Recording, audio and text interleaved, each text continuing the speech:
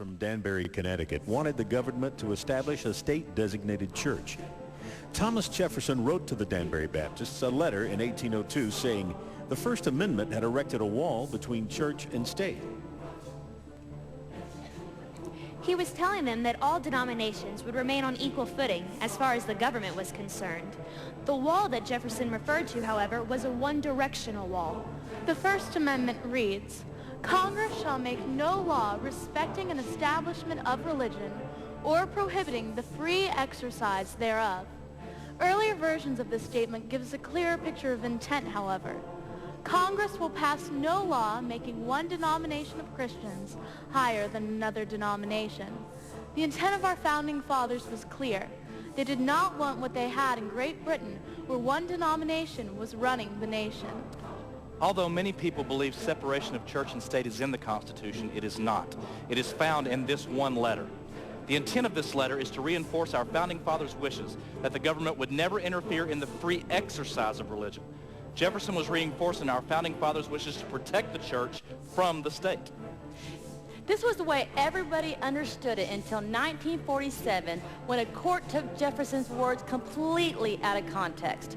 For the first time in history, it was ruled that the intent of Jefferson's letter was to protect the state from the church. In 1958, a judge tired of hearing the phrase, separation of church and state, said, "If this court doesn't stop talking about separation of church and state, someone will think it's part of the Constitution." What this judge thought to be absurd has now become our reality. This mentality led to a landmark ruling on June 25, 1962. The courts, for the first time in history, ruled that prayer should not be in school. This was the first time in American history we had separation of church and state. And it also was the first time in history that no historical or legal precedence was used in the ruling. Shortly after that, the Bible readings were removed from schools. On June 17, 1965, religious instructions were removed from schools. Also in 1965, it was ruled that it was unconstitutional for a student to pray aloud in school. In 1980, the courts ruled that posting the Ten Commandments in school was unconstitutional, citing that in doing so may cause the students to obey the commandments. And this was not permissible? What has happened to America since those landmark decisions? Since 1963, when prayer was removed from school, unwed birth rates of 15 to 19-year-olds has doubled. Pregnancies for girls ages 10 to 14 years old has increased by 553%. Divorce rates that had previously been in decline now jumped up 117%.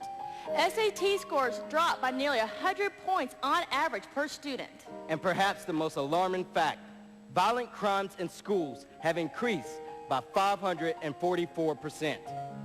We have gone from a society founded on Christian principles and tolerant of other religions to a society that tolerates everyone except Christians. A few years ago, 2 Americans were arrested and held prisoner in Afghanistan for 3 months.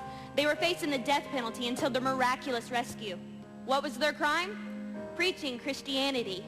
According to the ruling body of Afghanistan, the extremist organization known as the Taliban, you can be jailed, punished, or worse if you display Judeo-Christian beliefs.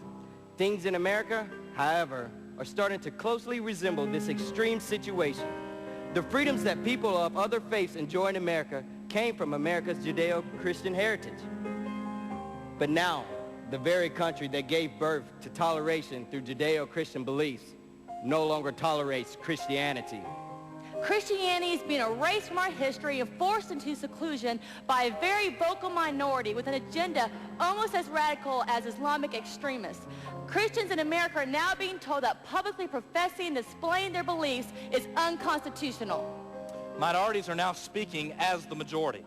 America is for the first time embracing and governmentally endorsing a national religion, atheism. And in the middle of it all, we, as the church, have remained silent. Edmund Burke, an 18th century philosopher and an outspoken supporter of the American colonies during the Revolution, said, "All that is necessary for the triumph of evil is for good men to do nothing." German pastor Martin Niemöller, commenting on the Nazi takeover of Germany, wrote, When the Nazis came for the communists, I remained silent. I was not a communist. When they locked up the Social Democrats, I remained silent. I was not a Social Democrat. When they came for the trade unionists, I did not speak out. I was not a trade unionist. When they came for the Jews, I remained silent. I wasn't a Jew. When they came for me, there was no one left to speak out. We must, as Christians, speak out against the systematic removal of our religious freedoms as Americans.